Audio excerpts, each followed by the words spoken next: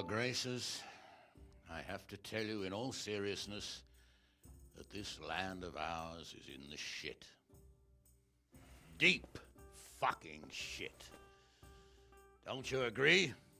I might not have put it as eloquently as you, Hanush, but I've been driven out of my own castle, so I'm hardly going to disagree.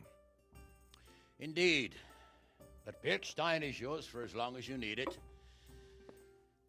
There's room enough for your men and you here at Rattay, and I'm sure my ward won't have any objection to me lending you his castle. I'd be honored. Birkstein is at your disposal as long as you wish, Your Grace. Just as well you have another castle at the other end of town, eh? At any rate, I'm beholden to you, Sir Hans, and to you, Sir Hanush. I don't like to speak ill of your people, Sir Radzig, but, well, there's no love lost between the townsfolk and the refugees. There's been talk of criminality. Well, they'll have to get used to it until the situation's resolved. But when will it be resolved? And what on God's earth is this war even about? I won't lie, sir. I don't understand it. You aren't alone, Father. I believe Sigismund's original intention was to persuade Wenceslas to accept the imperial crown and to leave the rule of Bohemia to him. Who could blame him? I know Wenceslas is a friend of yours, Radzig, but even you have to admit he brought it upon himself. I can't deny the king neglected affairs of state for other pursuits. There is a need for order in the land, but I don't think the lords who sided with Sigismund realized just what Hungarian order looks like. Hungarian order. What concerns me, sir, is how a good Christian could resort to such brutality. To give him his due, I don't think he expected the lords of this country to stand behind the king. But thanks to him, we're tearing ourselves apart, and now he has to get things under control. But why in God's name does he have to use those barbarians? Money is the root of all evil, young sir.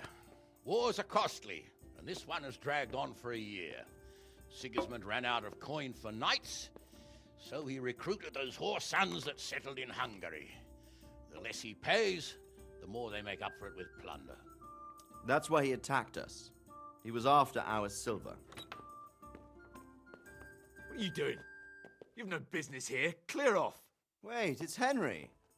Henry, who disappeared after I clearly ordered him to remain at Taunberg. I'm sorry, sir, but I had to bury my parents. Had to? Do you think you were the only man who lost someone there? But the others listened to their lord. And it wasn't just your own life you nearly threw away. So Robard and his men risked theirs to save you. I'm sorry, but I had to. Oh, there you go. When you have to, Radzig. Your father was a remarkable man, and your mother, she was remarkable too. They deserved a Christian burial. Did you manage that at least? No. I was attacked by thieves. I wouldn't be here now if it wasn't for that girl. Girl? The miller's daughter, Teresa. The miller's daughter saved you from the footpads? Well, there's a tale to tell your children. I owe her my life. She distracted them and then brought me to Rattay. But without Sir Robard, we'd both be dead. Oh, that's what I call a good woman. Hang on to that one, lad. Still, it's a great shame your parents are buried in unconsecrated ground. That means purgatory for them. Be quiet, Friar. I didn't invite you here to eat me out of house and home and deliver a sermon while you were doing it. If you're so concerned, Father, maybe you should save the innocent souls of these fine Christians yourself. Go to Skalitz and consecrate their graves. I assure you, if you're killed by bandits, your soul will soar straight to heaven, as long as someone buries you in consecrated ground first. If there's anything left to bury, that plump carcass of yours would be quite a feast for the wolves and the crows. And one skeleton looks much like another, so how would we know which were your ordained bones or those of Sigismund's Tartars? Be that as it may, why have you come here? I must get your sword back. Sword? My sword hangs here at my side. No, the sword my father forged for you. One of those thieves stole it from me. They almost killed him and he already wants to go back. Takes after his father, I suppose.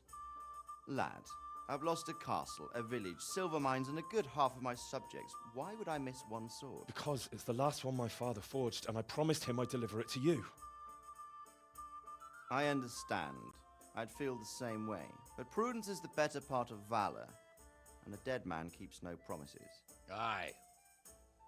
The woman had to save his fat from the fire, and now he wants revenge. What kind of fool are you, boy? He's no fool. Henry, you have courage, but you need training, arms, a horse. Or do you mean to beat this thief at dice? No, sir. Please, take me into your service and give me the chance to learn these things. The gall of him. Fled from the enemy, disobeyed your orders, duped Sir Divish, lost your sword, put Sir Robard in danger with his actions, and now he wants a promotion. Sir Capon's right. What you say is certainly true, except for fleeing the enemy. You would have run as well, believe me. Henry's earned some punishment, but how do you punish someone who's already lost everything? Courage and blind obedience are good qualities for a soldier, but a wise man also appreciates loyalty, perseverance, and determination. Besides, that was a fine sword that his father made. If he thinks he can get it back, I won't turn it down. My lord, he's a peasant. You can't make a squire of a peasant. Why not? Someone made a priest of a pig. He isn't a peasant, father, he's a blacksmith, and recent events have left me in need of his skills.